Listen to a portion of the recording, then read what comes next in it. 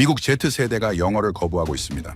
자막 없는 한국 드라마, 번역 없는 한국어 댓글, 영어보다 빠른 한국어 이해. 언어학자들은 일시적 유행이라 했죠. 그런데 하버드 언어연구소가 6개월 추적 조사를 시작했습니다. 결과는 충격이었습니다. 영어 원어민 청소년 3명 중 1명이 한국어 문장 구조를 더 직관적으로 받아들였습니다. 세계 언어학계가 흔들렸고 영어 교육 시장이 요동쳤습니다. 지금부터 미국 Z세대의 한국어 선택 충격 실화 시작합니다. 저는 보스턴 소재 언어습득 연구소에서 청소년 언어 사용 패턴을 분석하는 연구원입니다. 2023년 가을, 제 연구실에 이상한 보고가 들어오기 시작했습니다. 미국 고등학생들이 SNS에서 한국어를 그대로 사용하는 빈도가 급증했다는 내용이었죠. 처음에는 단순한 팬덤 현상으로 봤습니다. K-팝 가사 몇 줄 따라 쓰고 드라마 대사 인용하는 정도라고 생각했어요. 실제로 2010년대 중반부터 오빠, 대박, 화이팅 같은 단어는 미국 젊은 세대 사이에서 이미 익숙한 표현이 되어 있었으니까요. 그런데 2024년 초 상황이 달라졌습니다. 로스앤젤레스의 한 고등학교 교사가 제게 이메일을 보냈어요. 학생들이 영어 에세이를 쓸 때 한국어 문장 구조를 그대로 가져와 쓰는 경우가 생겼다는 내용이었습니다. 문법적으로는 틀리지 않았지만 영어 원어민이라면 절대 쓰지 않을 어순과 표현 방식이었다고 했죠. 저는 이 현상을 직접 확인하기로 했습니다. 보스턴, 뉴욕, 로스앤젤레스 세 도시에서 14세에서 19세 청소년 120명을 모집했어요. 이들은 모두 영어 원어민이고 K-팝이나 한국 드라마를 주 3회 이상 시청하는 그룹이었습니다. 첫 번째 실험은 간단했습니다. 같은 상황을 설명하는 한국어 자막 영상과 영어 더빙 영상을 각각 보여주고 어떤 쪽이 더 빨리 이해되는지 물었죠. 결과는 예상 밖이었습니다. 120명 중 38명이 한국어 자막이 더 빠르게 이해됐다고 답했어요. 이 비율은 31.6%입니다. 영어 원어민 3명 중 1명이 모국어보다 외국어를 더 직관적으로 받아들인 겁니다. 저는 처음에 실험 설계에 오류가 있다고 생각했어요. 하지만 같은 실험을 다른 그룹으로 2번 더 반복했을 때도 결과는 비슷했습니다. 더 놀라운 건 그 이유였습니다. 학생들에게 왜 한국어가 더 빠르게 이해됐냐고 물었을 때 대부분이 이렇게 답했어요. 영어는 설명을 해야 하는데 한국어는 그냥 느껴진다고요. 한 17세 학생은 이렇게 말했습니다. 영어로 누군가 화났다는 걸 표현하려면 단어를 골라야 하는데 한국어는 말끝만 들어도 바로 안다고요. 저는 이게 단순히 문화적 익숙함 때문이라고 생각했습니다. 드라마를 많이 봐서 패턴에 익숙해진 거라고요. 그래서 2번째 실험을 설계했습니다. 이번에는 학생들이 한 번도 보지 않은 새로운 한국 드라마 장면을 보여줬어요. 자막도 없고 맥락 설명도 없는 상태였습니다. 결과는 더 충격적이었습니다. 38명 중 29명이 대략적인 상황과 감정을 맞췄어요. 심지어 누가 상사이고 누가 부하인지, 누가 사과하는 중인지도 파악했습니다. 이들은 단어를 몰라도 문장 구조와 말투만으로 관계와 상황을 읽어낸 겁니다. 저는 이 시점에서 확신했습니다. 이건 단순한 문화 현상이 아니라 언어 습득 방식의 변화라는 거요. 미국 청소년들이 한국어를 배우는 게 아니라 한국어 사고방식에 익숙해지고 있다는 겁니다. 연구실로 돌아와 동료들에게 결과를 공유했을 때 반응은 회의적이었습니다. 한 선배 연구원은 이렇게 말했어요. 그건 그냥 젊은 애들이 드라마를 많이 봐서 그런 거라고요. 몇 년 지나면 사라질 유행이라고 했습니다. 하지만 저는 동의할 수 없었습니다.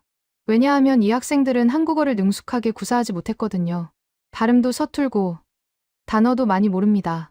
그런데 문장의 흐름과 감정은 정확하게 읽어냈어요. 이건 언어 능력이 아니라 사고 구조의 변화였습니다.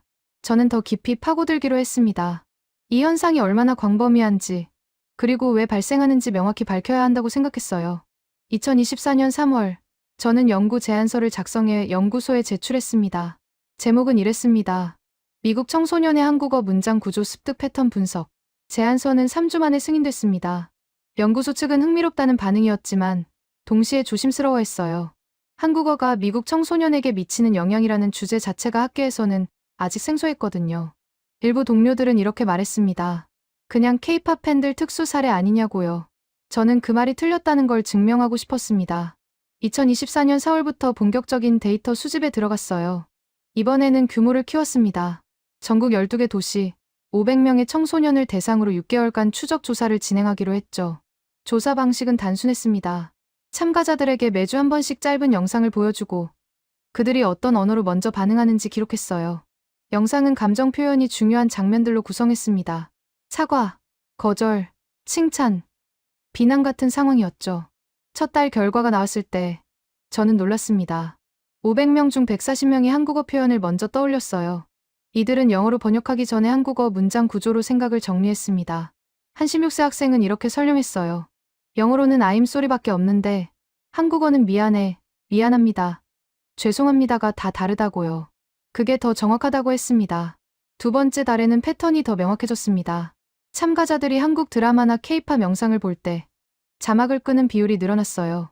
처음에는 15%였는데 8주 차이는 32%까지 올라갔습니다. 이들은 단어를 완전히 이해하지 못해도 맥락과 감정선으로 내용을 파악했습니다. 저는 이 결과를 들고 5월에 보스턴에서 열린 언어학회에 참석했습니다. 발표 제목은 이랬어요. 미국 지세대 한국어 문장 구조 수용 현상. 100명 정도의 연구자들 앞에서 데이터를 공개했죠. 반응은 싸늘했습니다. 한 컬럼비아대 교수가 손을 들었어요. 그 학생들이 한국계 미국인 아니냐고 물었습니다. 저는 아니라고 답했어요. 500명 중 한국계는 12명 뿐이고 그들을 제외해도 결과는 동일하다고 설명했습니다. 또 다른 교수가 질문했습니다. 샘플 사이즈가 작다고 했어요. 500명으로 미국 전체 청소년을 대표할 수 없다고요. 저는 동의했습니다. 그래서 규모를 더 키울 계획이라고 말했죠. 하지만 가장 강한 반발은 예일대 언어학과 교수에게서 나왔습니다. 그는 단호하게 말했어요. 이건 언어 습득이 아니라 문화적 모방이라고요. 청소년들이 한국 연예인을 따라하려고 몇 가지 표현을 외운 것뿐이라고 했습니다. 진짜 언어 습득은 문법과 어휘를 체계적으로 배우는 것이라고 강조했죠. 저는 반박했습니다. 이 학생들은 한국어 문법을 배운 적이 없다고요. 그런데도 높임말과 반말의 차이를 구분하고 문장 끝의 뉘앙스를 감지한다고 설명했습니다. 이건 단순 모방으로는 불가능하다고 했어요. 그 교수는 웃으며 이렇게 말했습니다. 젊은 연구자가 열정은 좋은데 과학적 엄밀함이 부족하다고요. 한국 정부나 한국 기업의 지원을 받았냐고 물었습니다. 저는 받지 않았다고 답했어요. 하지만 그의 질문 뒤에 숨은 의도는 분명했습니다. 제 연구가 편향됐다는 암시였죠. 발표가 끝나고 복도에서 몇몇 젊은 연구자들이 다가왔습니다. 그들은 흥미롭다고 말했어요. 하지만 조심하라고 충고했습니다. 이런 주제는 학계에서 아직 받아들여지지 않는다고요. 특히 영어의 지배력을 흔드는 연구는 더 그렇다고 했습니다. 저는 실망했지만 포기하지 않았습니다. 오히려 더 확실한 증거를 모으기로 결심했어요. 6월에는 참가자 수를 1000명으로 늘렸습니다. 이번에는 한국 문화에 전혀 관심 없는 그룹도 포함시켰어요. 통제 집단을 만들어 비교하기 위해서였죠. 동시에 뇌과학 연구팀과 협력을 시작했습니다. MRI 스캔을 통해 청소년들이 한국어를 들을 때 뇌의 어느 부분이 활성화되는지 확인하기로 했어요. 만약 언어 처리 영역이 반응한다면 이건 단순한 문화 현상이 아니라 실제 언어 습득이라는 걸 증명할 수 있었습니다. 7월 중순 첫 번째 MRI 결과가 나왔습니다. 한국 드라마를 주 5회 이상 시청하는 청소년 20명을 대상으로 한 실험이었어요. 그들에게 한국어 대화를 들려주고 뇌활동을 측정했습니다. 결과는 명확했습니다. 브로카 영역과 베르니케 영역, 즉 언어 이해와 생성을 담당하는 뇌 부위가 활성화됐어요. 이건 외국어를 배울 때 나타나는 전형적인 패턴이었습니다. 단순히 소리를 듣는 게 아니라 의미를 처리하고 있었던 겁니다. 더 놀라운 건 이들이 한국어를 정식으로 배운 적이 없다는 사실이었습니다. 학교에서 한국어 수업을 들은 적도 없고 교재를 산 적도 없었어요. 그저 드라마와 음악을 반복해서 들었을 뿐이었습니다. 그런데 뇌는 이미 한국어를 언어로 인식하고 처리하고 있었던 겁니다. 저는 이 결과를 가지고 연구소 회의에 참석했습니다. 이번에는 소장이 직접 배석했어요. 데이터를 보여주자 그는 고개를 끄덕였습니다. 흥미롭다고 했죠. 하지만 곧바로 질문이 이어졌습니다. 이 현상이 얼마나 지속될 것 같냐고요. 저는 솔직하게 답했습니다. 모르겠다고요. 하지만 현재 진행 중인 변화는 분명하다고 말했습니다. 미국 청소년들이 한국어 사고방식에 익숙해지고 있고 이건 단순한 유행이 아니라 언어 습득의 새로운 방식이라고 강조했어요. 소장은 잠시 생각하더니 말했습니다. 계속 진행하라고요. 하지만 신중하게 접근하라고 당부했습니다. 이 연구가 정치적 논쟁으로 번질 수 있다고 경고했죠. 영어의 지배력에 대한 질문은 언제나 민감한 주제라고 했습니다. 저는 알겠다고 답했습니다. 하지만 속으로는 다짐했어요. 정치와 상관없이 진실은 밝혀져야 한다고요. 2024년 8월, 저는 연구실을 벗어나 직접 현장으로 갔습니다. 데이터만으로는 부족하다고 느꼈거든요. 실제로 청소년들이 어떻게 한국어를 사용하는지, 왜 그들이 영어보다 편하다고 느끼는지 직접 들어야 했습니다. 첫 번째 방문지는 뉴욕 브루클린의 한 고등학교였습니다. 교장이 흔쾌히 허락해줬어요.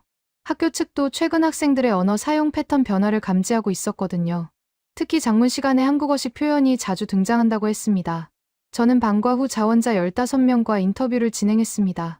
나이는 15세에서 17세였고 모두 K-팝이나 한국 드라마를 즐겨보는 학생들이었어요. 첫 질문은 간단했습니다. 한국어를 배운 적 있냐고 물었죠. 15명 중 14명이 없다고 답했습니다. 한 명은 온라인 강의를 몇 주 들었지만 포기했다고 했어요. 너무 어렵고 재미없었다고요. 하지만 드라마를 보면서는 자연스럽게 익혔다고 말했습니다. 두 번째 질문이 핵심이었습니다. 왜 한국어가 편하다고 느끼냐고 물었어요. 16세 여학생 하나가 이렇게 대답했습니다. 영어는 생각을 설명해야 하는데 한국어는 생각이 그대로 나온다고요. 예를 들어 친구한테 미안하다고 할 때 영어로는 I'm sorry 하나밖에 없는데 한국어로는 상황에 따라 미안해, 미안, 죄송해요가 다 다르다고 했습니다. 다른 학생이 거들었습니다. 영어는 관계를 설명해야 하는데 한국어는 말투에 다 들어있다고요. 선생님한테 말할 때랑 친구한테 말할 때가 자동으로 달라진다고 했어요. 영어로는 일일이 미스터, 미즈를 붙이거나 문장을 바꿔야 하는데 한국어는 말끝만 바꾸면 된다고 설명했습니다. 17세 남학생은 더 구체적으로 말했습니다. 자기는 한국 드라마 보다가 영어 자막이 답답해서 껐다고요.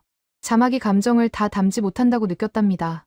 예를 들어 드라마에서 누군가 반말로 야 이거 뭐야 라고 하면 자막에는 Hey what is this라고 나오는데 그게 전혀 다르게 느껴진다고 했어요.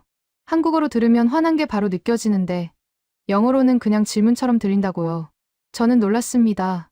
이 학생들은 한국어 문법을 모르지만 문장의 뉘앙스는 정확하게 잡아내고 있었거든요. 높임말과 반말, 격식체와 비격식체의 차이를 본능적으로 감지했습니다. 이건 단순한 암기가 아니라 언어 감각의 형성이었어요. 세 번째 질문을 던졌습니다. 한국어로 생각한 적 있냐고요. 15명 중 9명이 그렇다고 답했습니다. 한 학생은 이렇게 말했어요.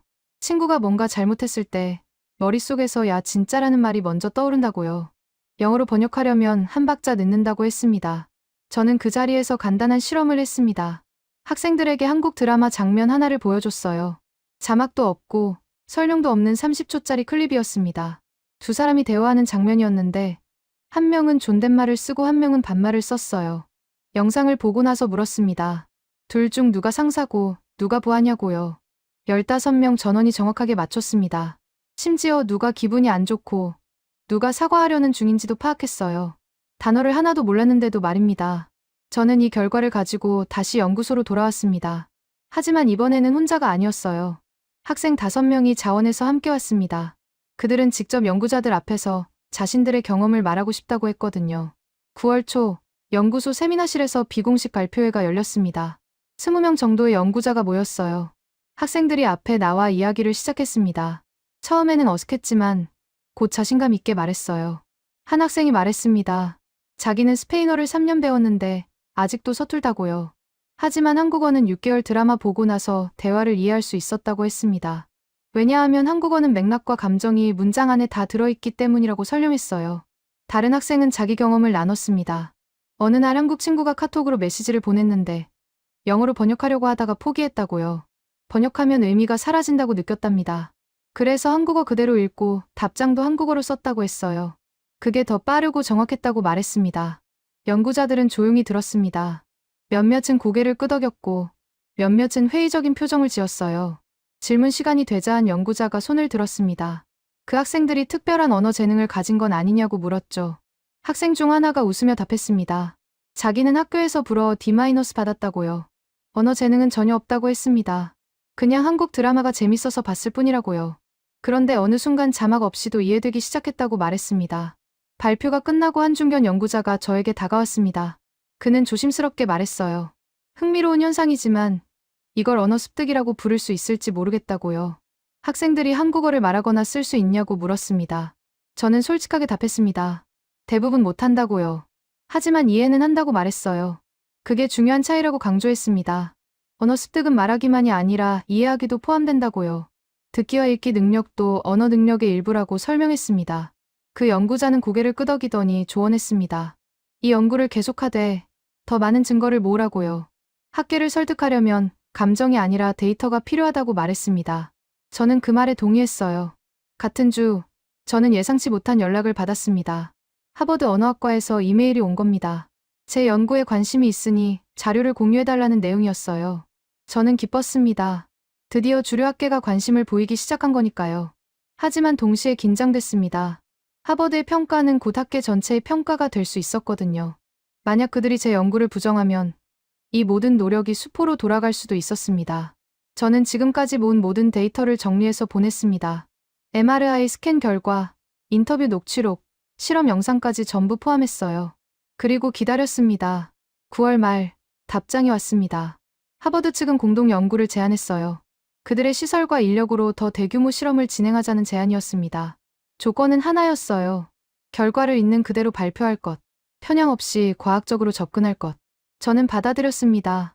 이제 싸움은 다음 단계로 넘어갔습니다. 2024년 10월, 저는 하버드 캠퍼스에 도착했습니다. 언어학과 건물 3층, 인지언어 연구실이 제 새로운 작업 공간이었어요. 책임자는 제니퍼 박 교수였습니다. 그녀는 이중언어 습득 분야의 권위자였고 회의적이면서도 열린 태도를 가진 사람이었죠. 첫 미팅에서 박 교수는 단도직입적으로 말했습니다. 당신 연구가 흥미롭지만 샘플 사이즈가 작다고요. 1000명으로는 미국 전체를 대표할 수 없다고 했어요. 하버드에서는 최소 5000명 규모로 진행하자고 제안했습니다. 저는 동의했습니다. 하지만 한 가지 조건을 달았어요. 참가자 선정 기준을 제가 정하겠다고 말했습니다. 박 교수는 잠시 망설이더니 받아들였어요. 대신 모든 데이터는 투명하게 공개하고 제3의 전문가가 검증할 수 있어야 한다고 못 박았습니다. 10월 중순부터 모집이 시작됐습니다. 전국 50개 도시 5,000명의 청소년을 목표로 했어요. 조건은 명확했습니다. 시사세에서 19세 영어 원어민, 한국 문화 콘텐츠를 주 1회 이상 접촉하는 사람, 한국어 정식 교육 경험은 없어야 했습니다. 예상보다 빨리 정원이 찼습니다. 신청자가 8,000명을 넘었거든요. 저희는 무작위로 5,000명을 선발했고 나머지는 대기 명단에 올렸어요. 이 숫자 자체가 이미 증거였습니다. 미국 청소년들이 자신의 한국어 경험을 연구 대상으로 삼는 것에 적극적이었다는 뜻이니까요. 11월 첫째 주, 본격적인 실험이 시작됐습니다. 참가자들은 온라인 플랫폼을 통해 매주 과제를 받았어요.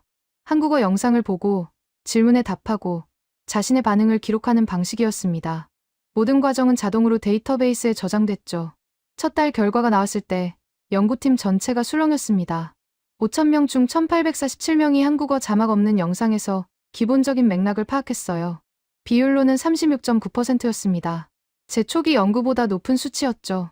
더 놀라운 건 지역별 차이였습니다. 로스앤젤레스와 뉴욕 같은 대도시에서는 비율이 45%를 넘었어요. 반면 중소도시에서는 28% 정도였습니다. 이건 한국 문화 접근성과 직접적인 상관관계가 있었어요. K-팝 콘서트나 한국 식당이 많은 지역일수록 비율이 높았습니다. 박 교수는 이 결과를 보고 표정이 굳었습니다. 그녀는 솔직하게 말했어요. 예상보다 훨씬 광범위한 현상이라고요. 단순한 팬덤 현상으로 치부할 수 없다고 인정했습니다. 하지만 여전히 의문은 남아있었습니다. 이 청소년들이 정말 한국어를 언어로 처리하는 건지 아니면 시각적 단서와 맥락만으로 추측하는 건지 확실하지 않았거든요. 그래서 두 번째 실험을 설계했습니다. 이번에는 오디오만 제공했습니다. 영상 없이 대화 음성만 들려준 거죠. 시각적 단서를 완전히 제거한 상태였어요. 만약 학생들이 소리만으로도 상황을 파악한다면 이건 진짜 언어 이해라고 볼 수 있었습니다. 결과는 충격적이었습니다. 1,847명 중 982명이 여전히 상황을 맞췄어요. 비율은 53.2%였습니다. 영상이 없어도 절반 이상이 대화의 맥락과 감정을 읽어낸 겁니다. 이들은 말투, 억양, 문장 끝 소리만으로 누가 화났는지, 누가 사과하는지 파악했습니다. 박 교수는 이 시점에서 입장을 바꿨습니다. 11월 말 연구팀 회의에서 그녀는 이렇게 말했어요. 이건 언어 습득의 새로운 형태라고요. 전통적인 교육 없이 반복 노출만으로 언어 감각이 형성되는 현상이라고 정의했습니다. 그 회의에서 중요한 결정이 내려졌습니다. 이 연구를 국제학술지에 투고하기로 한 거죠. 목표는 네이처 휴먼 비헤이비어였습니다. 언어학과 인지과학 분야에서 가장 권위 있는 저널 중 하나였어요. 논문 작성이 시작됐습니다. 저는 데이터 분석을 맡았고 박 교수는 이론적 틀을 잡았어요. 다른 연구원들은 통계와 시각화를 담당했습니다. 12월 한 달 내내 연구실은 불이 꺼지지 않았습니다. 그런데 12월 중순, 예상치 못한 일이 벌어졌습니다. 영국 케임브리지 대학에서 연락이 온 겁니다. 그들도 비슷한 현상을 발견했다는 내용이었어요. 영국 청소년들 사이에서도 한국어 이해도가 높아지고 있다는 보고였습니다. 저는 즉시 케임브리지 연구팀과 화상 회의를 했습니다. 그들의 연구 책임자는 데이비드 첸 박사였어요. 그는 런던과 맨체스터에서 2,000명을 대상으로 조사했다고 말했습니다. 결과는 미국과 놀라울 정도로 비슷했어요. 약 34%가 한국어 맥락 파악 능력을 보였다고 했습니다. 첸 박사는 더 놀라운 사실을 알려줬습니다. 독일과 프랑스에서도 유사한 연구가 진행 중이라고요. 베를린 자유대학과 파리 소르본 대학이 각각 조사를 시작했다는 겁니다. 이건 더 이상 미국만의 현상이 아니었어요. 저는 박 교수에게 보고했습니다. 그녀는 즉시 결정을 내렸어요. 국제 공동 연구로 전환하자고요. 미국, 영국, 독일, 프랑스 4개국 연구팀이 협력해서 데이터를 통합하고 비교 분석하기로 했습니다. 2025년 1월 초 첫 번째 국제 화상 회의가 열렸습니다. 4나라 연구팀이 모두 참석했어요. 각국의 데이터를 공유하고 비교했습니다. 패턴은 놀라울 정도로 일치했어요. 미국 36.9%, 영국 34.1%, 독일 31.7%, 프랑스 29.8%. 모든 나라에서 청소년 3명 중 1명이 한국어 맥락 파악 능력을 보였습니다. 언어와 문화가 다른데도 비율이 비슷했다는 건 이게 보편적 현상이라는 뜻이었습니다. 독일 연구팀의 마르쿠스 슈미트 교수가 흥미로운 가설을 제시했습니다. 한국어의 구조적 특성이 이 현상의 핵심일 수 있다고요. 한국어는 문장 끝에 화자의 태도와 감정이 집약되는 교차어라고 설명했어요. 그래서 단어를 몰라도 문장의 뉘앙스를 파악하기 쉽다는 겁니다. 프랑스 팀의 소피 르블랑 박사는 다른 관점을 제시했습니다. K-팝과 한국 드라마의 서사 구조가 감정 전달에 최적화되어 있다고요. 반복적인 감정선과 명확한 캐릭터 관계 설정이 언어 학습을 돕는다고 분석했습니다. 논쟁은 이어졌지만 모두가 동의하는 지점이 있었습니다. 이건 언어 교육의 패러다임을 바꿀 수 있는 발견이라는 것. 전통적인 문법 중심 교육이 아니라 맥락과 감정 중심의 노출이 더 효과적일 수 있다는 가능성이었어요. 1월 중순 통합 논문 초안이 완성됐습니다. 제목은 이랬어요. 글로벌 청소년의 한국어 맥락 이해 현상. 4개국 비교 연구. 저자는 4나라 연구팀 전체 총 23명이었습니다. 논문을 네이처 휴먼 비헤이비어에 제출하기 전날 박 교수가 저를 불렀습니다. 그녀는 진지하게 말했어요. 이 논문이 받아들여지면 학계가 발칵 뒤집힐 거라고요. 영어 중심의 언어 교육 체계에 근본적인 질문을 던지는 연구니까요. 저는 알고 있었습니다. 하지만 뒤로 물러설 수는 없었어요. 데이터는 명확했고 현상은 실제했습니다. 이제 학계가 어떻게 반응할지 지켜볼 차례였습니다. 1월 20일 논문을 제출했습니다. 그리고 기다림이 시작됐습니다. 2025년 2월 14일 이메일 한 통이 도착했습니다. 네이처 휴먼 비헤이비어 편집부였어요. 제목은 간단했습니다. 귀하의 논문 심사 결과. 저는 손이 떨렸습니다. 6주간의 기다림이 끝나는 순간이었죠. 이메일을 열었습니다. 첫 문장이 눈에 들어왔어요. 축하드립니다. 귀하의 논문이 1차 심사를 통과했습니다. 저는 소리를 질렀습니다. 연구실에 있던 동료들이 놀라서 쳐다봤어요. 저는 화면을 돌려 보여줬습니다. 모두가 박수를 쳤습니다. 하지만 기쁨은 잠시였습니다. 이메일 아래쪽에 조건이 달려 있었거든요. 3명의 심사위원 중 2명이 추가 실험을 요구했다는 내용이었습니다. 특히 한 심사위원은 이렇게 적었어요. 참가자들이 정말 언어를 이해하는 건지 아니면 문화적 코드를 읽는 건지 구분이 필요하다고요. 박 교수는 침착하게 말했습니다. 예상했던 반응이라고요. 우리가 해야 할 일은 명확하다고 했어요. 언어 이해와 문화적 추측을 분리하는 실험을 설계하는 겁니다. 2월 셋째 주부터 추가 실험이 시작됐습니다. 이번에는 더 엄격한 조건을 적용했어요. 참가자 1,000명을 새로 모집했습니다. 이들에게는 한국 문화에 대한 사전 지식을 전혀 제공하지 않았어요. 드라마 줄거리도 K-팝 가사도 없이 순수하게 대화 음성만 들려줬습니다. 대화 내용은 일상적인 것들이었습니다. 식당 주문, 길 묻기, 약속 잡기 같은 상황이었죠. 문화적 맥락이 거의 필요 없는 장면들이었어요. 만약 참가자들이 이런 상황에서도 의미를 파악한다면 이건 순수한 언어 이해라고 볼 수 있었습니다. 결과는 3주 후에 나왔습니다. 1,000명 중 412명이 상황을 정확하게 파악했어요. 비율은 41.2%였습니다. 이전 실험보다 오히려 높았죠. 문화적 단서가 없는데도 4명 중 1명 이상이 한국어 대화를 이해한 겁니다. 더 중요한 건 오답 패턴이었습니다. 틀린 사람들의 답변을 분석해보니 그들은 무작위로 추측한 게 아니었어요. 대부분 문장의 톤과 억양을 근거로 판단했습니다. 다만 한국어 특유의 말끝 변화를 놓쳐서 세부적인 뉘앙스를 잘못 읽은 경우였죠. 저는 이 데이터를 정리해서 편집부에 보냈습니다. 3월 첫째 주였어요. 그리고 다시 기다렸습니다. 이번에는 2주밖에 걸리지 않았어요. 3월 15일 최종 승인 이메일이 왔습니다. 귀하의 논문이 게재 승인되었습니다. 4월 후에 표지 논문으로 실릴 예정입니다. 저는 그 문장을 3번 읽었습니다. 표지 논문. 그 저널에서 가장 중요하게 다루는 연구라는 뜻이었어요. 박 교수는 즉시 기자회견을 준비했습니다. 네이처 측에서도 보도자료를 배포할 계획이라고 알려왔어요. 이 연구가 학계를 넘어 대중에게도 알려질 거라는 뜻이었습니다. 3월 25일 하버드 캠퍼스에서 사전 브리핑이 열렸습니다. 주요 언론사 기자 30명이 모였어요. 뉴욕타임스, 워싱턴 포스트, BBC, 가디언까지 있었습니다. 박 교수가 먼저 연구 개요를 설명했고 저는 데이터를 발표했습니다. 질문이 쏟아졌습니다. 한 기자가 물었어요. 이게 한국어가 배우기 쉽다는 뜻이냐고요. 저는 아니라고 답했습니다. 한국어가 쉬운 게 아니라 맥락과 감정 전달에 효율적이라는 뜻이라고 설명했어요. 그래서 반복 노출만으로도 기본적인 이해가 가능하다고 덧붙였습니다. 다른 기자가 날카로운 질문을 던졌습니다. 이 연구가 영어 교육에 위협이 되냐고요. 박 교수가 대답했어요. 위협이 아니라 보완이라고요. 언어 교육이 문법 중심에서 맥락 중심으로 진화할 필요가 있다는 시사점이라고 말했습니다. 브리핑이 끝나고 저는 개인적으로 몇몇 기자와 이야기를 나눴습니다. 뉴욕타임스 과학부 기자가 흥미로운 관점을 제시했어요. 이 현상이 인공지능 시대와 관련이 있을 수 있다고요. 기계 번역이 발달하면서 사람들이 원문을 직접 이해하려는 욕구가 커졌을 거라는 분석이었습니다.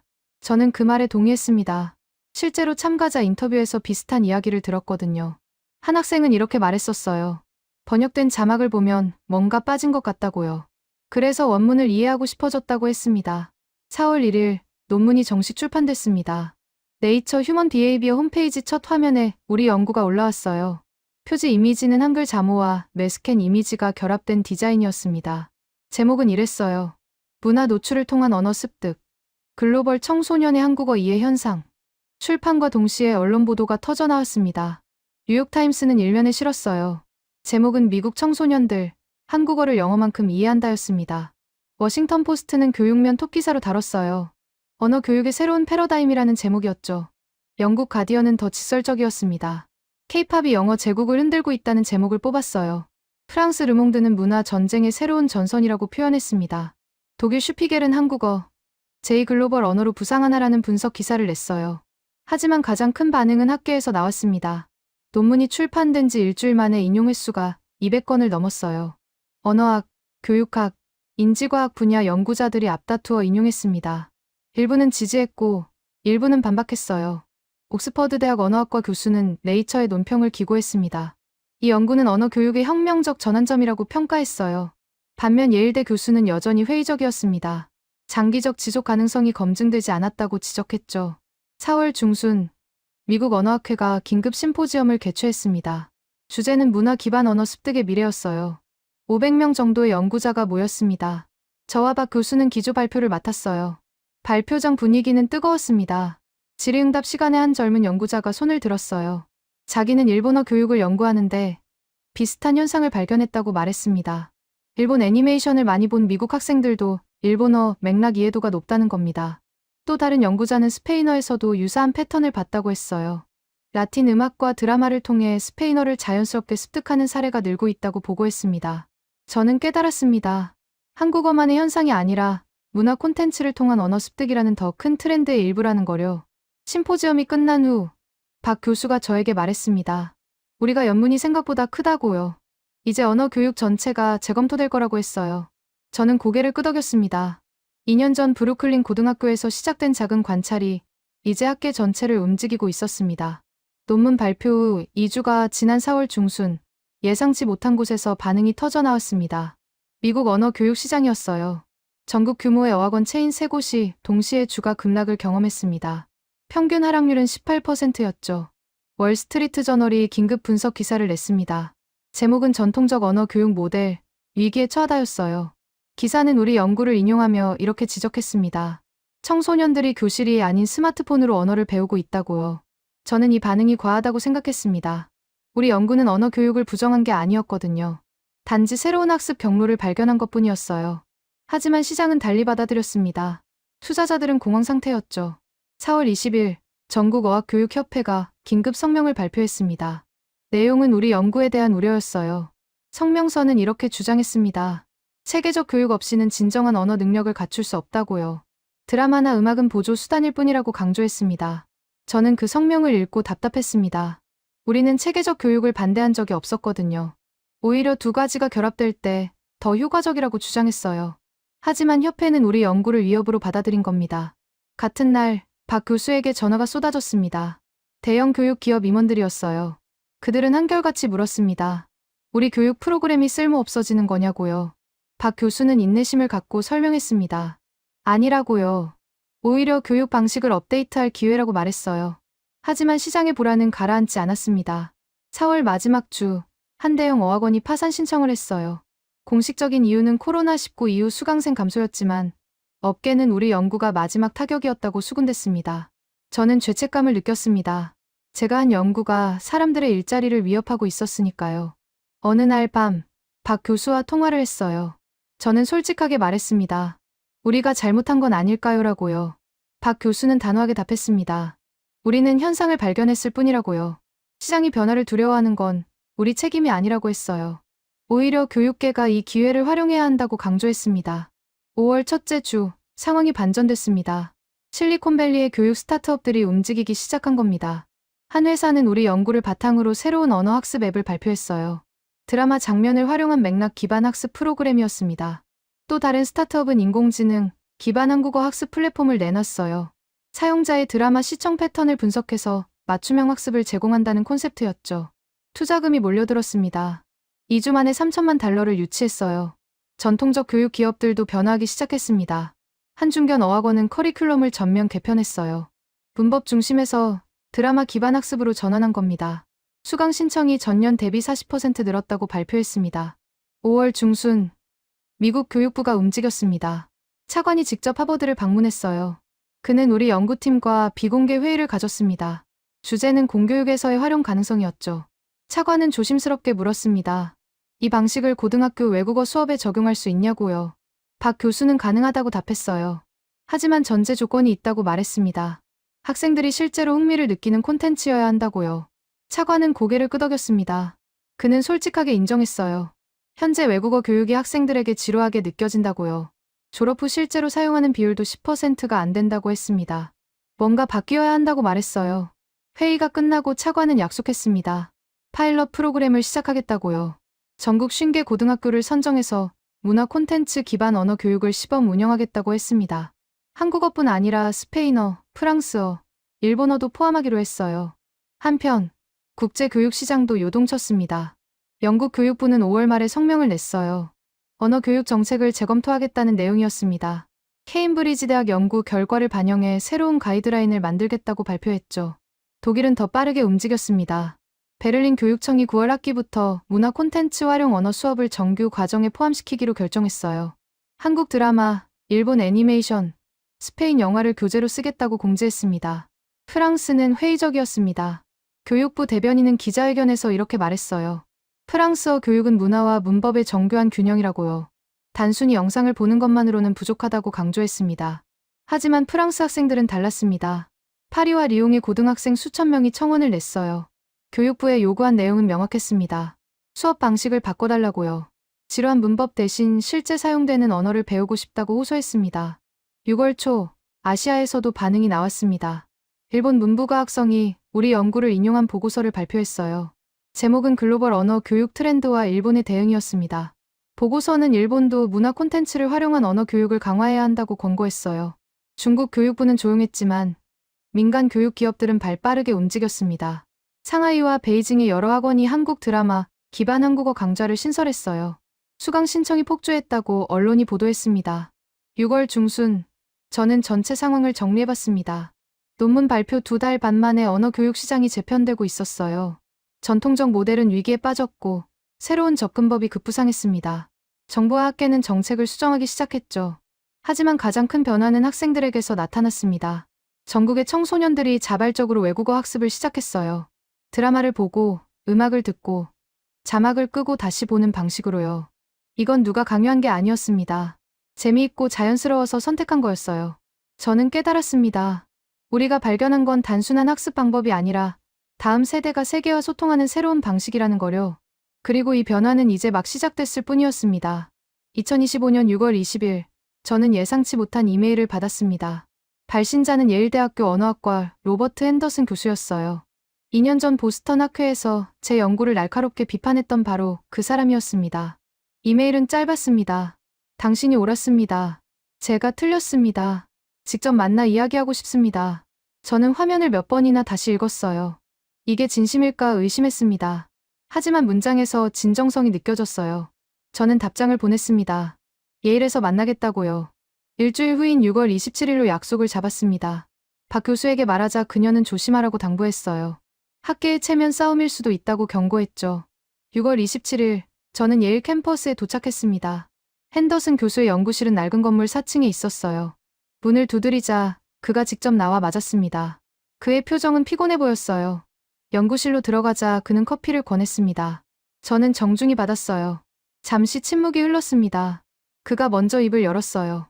제가 당신을 공개적으로 비판한 걸 알고 있습니다. 그건 제 오만이었어요. 저는 놀랐습니다. 학계 원로가 젊은 연구자에게 이렇게 직접 사과하는 경우는 드물거든요. 그는 계속 말했습니다. 당신 연구가 처음 나왔을 때 저는 위협을 느꼈어요. 제가 30년간 쌓아온 언어 교육 이론이 흔들릴까봐 두려웠습니다. 그는 책상 위에 논문 뭉치를 가리켰습니다. 지난 2달간 당신 연구를 계속 읽었어요. 데이터를 재분석하고 반박 논문을 쓰려고 했습니다. 하지만 쓸 수가 없더군요. 당신이 옳았으니까요. 저는 조심스럽게 물었습니다. 무엇이 교수님을 설득했나요? 그는 잠시 생각하더니 답했어요. 제 손자였습니다. 15살인데 한국 드라마를 미친 듯이 봐요. 어느 날 손자가 자막 없이 보길래 물었죠. 이해하냐고요. 손자는 이렇게 답했답니다. 할아버지, 당연하지요. 말투만 들어도 다 알아요. 핸더슨 교수는 쓸쓸하게 웃었어요. 저는 그 순간 깨달았습니다. 제가 교실에서 가르치는 동안 세상은 이미 변하고 있었다는 거요. 그는 창밖을 바라봤습니다. 저는 언어 습득이 반드시 문법부터 시작해야 한다고 믿었어요. 체계가 없으면 진정한 이해도 없다고 생각했죠. 하지만 당신 연구는 그게 유일한 길이 아니라는 걸 보여줬습니다. 저는 조심스럽게 말했습니다. 교수님, 문법 교육이 쓸모없다는 게 아니에요. 단지 다른 경로도 존재한다는 겁니다. 그는 고개를 끄덕였어요. 알아요. 그래서 더 부끄럽습니다. 저는 하나의 길만 옳다고 고집했거든요. 그가 서랍에서 원고 뭉치를 꺼냈습니다. 이걸 보여주고 싶어서 당신을 불렀어요. 제목을 보니 이랬습니다. 언어 교육의 재정에 문화 노출과 체계적 학습의 통합. 저는 놀랐어요. 제가 그동안 주장하던 바로 그 내용이었거든요. 핸더슨 교수는 설명했습니다. 이건 제 반성문입니다. 지난 2달간 썼어요. 제 이론을 완전히 부정하는 게 아니라 당신의 발견과 통합하는 시도입니다. 그는 원고를 제게 내밀었어요. 공저자로 이름을 올려도 될까요? 저는 말문이 막혔습니다. 저를 비판했던 사람이 이제 협력을 제안하고 있었어요. 저는 원고를 받으며 물었습니다. 왜 이렇게까지 하시나요? 그는 단순하게 답했어요. 제가 틀렸으니까요. 그리고 학생들을 위해서입니다. 우리는 2시간 동안 이야기를 나눴습니다. 그는 자신의 학생들이 겪는 어려움을 털어놨어요. 문법을 완벽하게 외워도 실제 대화에서 막히는 학생들이 많다고 했습니다. 반면 드라마를 많이 본 학생들은 문법은 약해도 의사소통은 자연스럽다고 말했어요. 저는 제 생각을 나눴습니다. 2가지가 결합되면 더 강력할 거라고요. 문화 노출로 감각을 키우고 체계적 학습으로 정교함을 더하는 겁니다. 핸더슨 교수는 열정적으로 동의했어요. 그게 바로 제가 쓰려는 논문의 핵심이라고 했습니다. 예일을 떠나기 전 그는 마지막으로 부탁했습니다. 다음 달 미국 언어교육학회 연례 총회에서 함께 발표하자고요. 그는 공개적으로 자신의 과거 입장을 철회하고 새로운 접근법을 지지하겠다고 말했습니다. 저는 받아들였습니다. 이건 단순한 발표가 아니었어요. 학계의 세대 교체를 상징하는 순간이 될 거라고 느꼈습니다. 10월 15일 시카고에서 언어교육학회 총회가 열렸습니다. 대형 컨벤션홀에 1200명의 교육자와 연구자가 모였어요. 저와 핸더슨 교수의 발표는 폐막 세션이었습니다. 가장 주목받는 시간대였죠. 무대에 오르기 전 핸더슨 교수가 제 어깨를 두드렸습니다. 떨리시나요? 저는 솔직하게 답했어요. 네, 많이요. 그는 웃었습니다. 저도 그래요. 하지만 해야 할 일이니까요. 발표가 시작됐습니다. 핸더슨 교수가 먼저 마이크를 잡았어요. 그는 천천히 말했습니다. 오늘 저는 제 실수를 인정하러 왔습니다. 장내가 조용해졌어요. 모두가 귀를 기울였습니다. 그는 2년 전 보스턴 학회 이야기를 꺼냈습니다.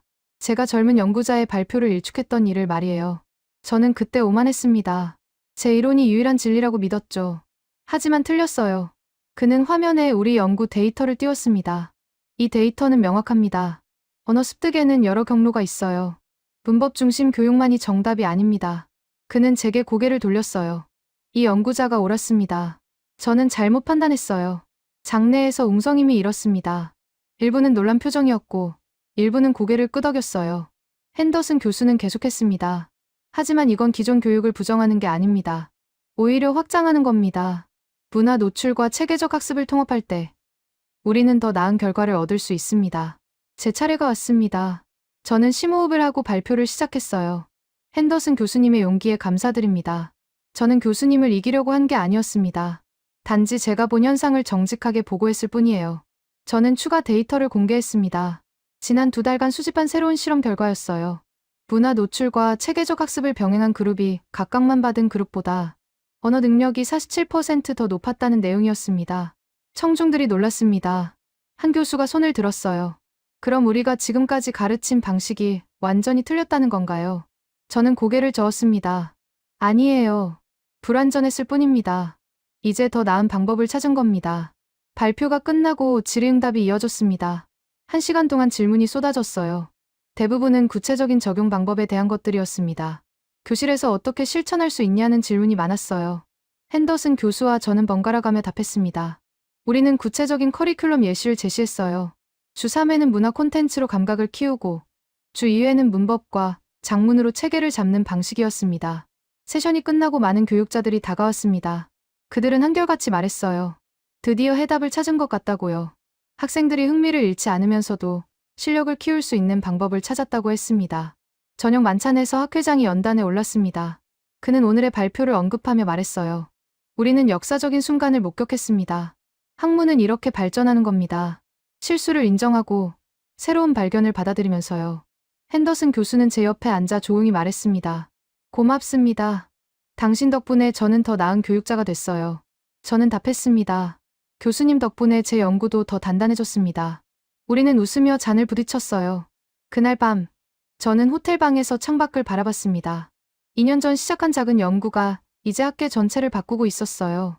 그리고 가장 날카롭게 비판했던 사람이 가장 강력한 지지자가 됐습니다. 이게 진짜 학문이구나 싶었습니다. 2025년 8월, 저는 한국에 초청받았습니다. 서울의 한 언어교육 연구기관이 주최하는 국제 심포지엄이었어요. 주제는 문화 기반 언어 교육의 미래와 한국어의 역할이었습니다. 저는 기조연설자로 섭외됐죠. 인천공항에 내리자마자 느낌이 달랐습니다. 제가 연구한 현상이 진원지에 온 거였으니까요. 공항 곳곳에서 한글을 봤어요. 간결하고 체계적인 그 글자들이 새롭게 보였습니다. 이 문자 체계가 세계 청소년들의 사고방식을 바꾸고 있다는 게 실감났어요. 8월 10일 심포지엄이 시작됐습니다. 서울 시내 대형 컨벤션홀에 500명이 넘는 참석자가 모였어요. 한국 교육자들뿐 아니라 미국, 유럽, 아시아 각국에서 온 연구자들이었습니다. 통역 부스가 6개나 설치돼 있었어요. 제 발표는 오전 첫 세션이었습니다. 저는 지난 2년간의 여정을 요약했어요. 브루클린 고등학교에서 시작된 작은 관찰이 어떻게 국제적 연구로 확장됐는지 설명했습니다. 데이터와 함께 학생들의 생생한 증언도 소개했어요. 발표가 끝나자 한국 교육 관계자 한 명이 손을 들었습니다. 그는 질문보다는 소회를 밝혔어요. 솔직히 처음에는 믿기 어려웠습니다. 외국 청소년들이 한국어를 그렇게 받아들인다는 게요. 하지만 데이터를 보고 확신했습니다. 한국어가 가진 강점을 우리 스스로 몰랐던 것 같아요. 오후 세션에서는 실질적인 협력 방안이 논의됐습니다.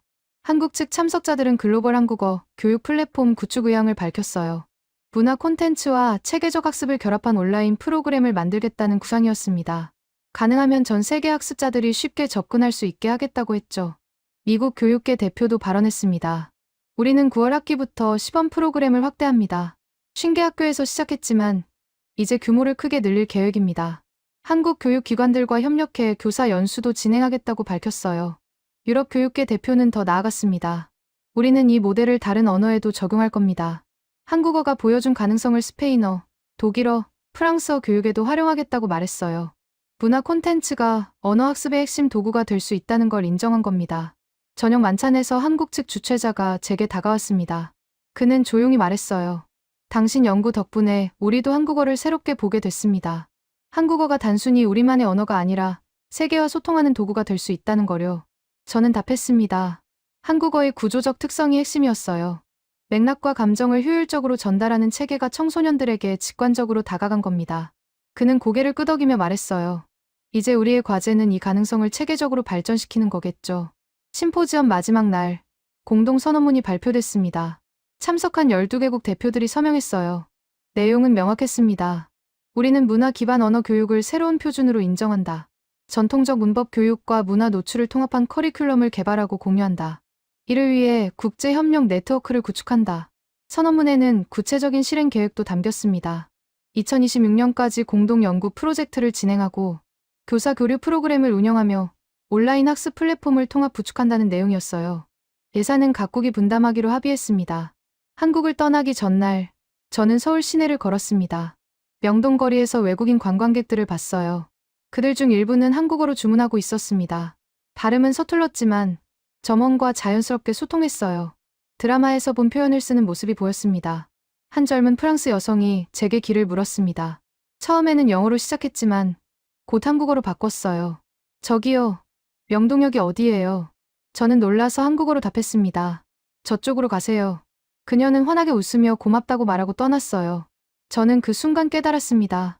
제가 연구한 현상은 이미 현실이 되고 있었어요. 전 세계 젊은 세대가 한국어를 통해 새로운 방식으로 소통하고 있었습니다. 이건 단순한 유행이 아니었어요. 언어가 퍼지는 방식 자체가 바뀌고 있었던 겁니다. 9월로 돌아와 연구실에서 박 교수와 마주 앉았습니다. 그녀는 물었어요. 한국은 어땠나요? 저는 웃으며 답했습니다. 우리가 발견한 게 얼마나 큰 변화의 시작인지 실감했어요. 박 교수는 고개를 끄덕였습니다. 이제 시작일 뿐이라고 했어요. 실제로 그랬습니다. 9월 학기가 시작되자 미국 전역에서 한국어 수업 신청이 급증했어요. 전년 대비 280% 증가했습니다. 고등학교뿐 아니라 대학에서도 한국어 강좌가 신설됐어요. 대부분 문화 콘텐츠 기반 커리큘럼을 채택했습니다. 유럽도 마찬가지였습니다. 독일의 한 교육연구소가 9월에 발표한 보고서에 따르면 독일 청소년의 한국어 학습 의향이 전년 대비 190% 올랐다고 해요. 프랑스도 비슷한 추세였습니다. 한국어가 제3외국어로 급부상하고 있었죠. 10월, 저는 핸더슨 교수와 공동 집필한 논문을 출판했습니다. 제목은 통합 언어 교육 모델, 문화 노출과 체계적 학습의 시너지였어요. 이 논문은 출판 즉시 교육학 분야 상위 5% 인용 논문이 됐습니다. 전 세계 교육자들이 참고 자료로 활용하기 시작했어요. 11월에는 UN 교육과학문화기구에서 연락이 왔습니다. 그들은 우리 연구를 바탕으로 글로벌 언어 교육 가이드라인을 개정하겠다고 밝혔어요. 문화 기반 접근법을 공식 권장 사항에 포함시키겠다는 계획이었습니다. 12월, 연말 결산 시즌이 왔습니다. 여러 매체가 올해의 교육 혁신으로 우리 연구를 선정했어요. 한 교육 전문지는 이렇게 평가했습니다. 2025년은 언어 교육의 패러다임이 바뀐 해로 기록될 것이다. 한국어 연구가 그 전환점이었다. 저는 연구실에서 지난 2년을 되돌아봤습니다. 브루클린 고등학교에서 시작된 작은 의문이 학계를 움직이고 교육 정책을 바꾸고 전 세계 청소년들의 학습 방식을 변화시켰어요. 제가 한 건 그저 현상을 관찰하고 정직하게 보고한 것뿐이었습니다. 하지만 그 정직함이 변화를 만들었습니다. 학계는 처음엔 저항했지만 결국 데이터 앞에서 겸손해졌어요. 교육계는 두려워했지만 결국 새로운 가능성을 발견했습니다. 정부들은 회의적이었지만 결국 협력의 길을 선택했죠. 가장 중요한 건 학생들이었습니다. 전 세계 청소년들이 더 이상 언어를 억지로 배우지 않았어요. 그들은 즐기면서 자연스럽게 습득했습니다. 드라마를 보고, 음악을 듣고, 자막 없이 이해하는 과정이 곧 학습이었어요. 2025년 12월 31일, 저는 새해를 맞이하며 생각했습니다. 언어는 장벽이 아니라 다리였어요. 한국어가 보여준 건 문화가 사람들을 연결하는 가장 강력한 도구라는 사실이었습니다. 그리고 다음 세대는 우리가 상상한 것보다 훨씬 빠르게 그 다리를 건너고 있었어요. 새로운 해가 밝았습니다. 앞으로 어떤 변화가 올지 아무도 몰랐어요. 하지만 한 가지는 확실했습니다. 세계는 이미 변하고 있었고, 언어는 그 변화의 중심에 있었습니다. 그리고 저는 그 변화를 목격한 행운아였어요.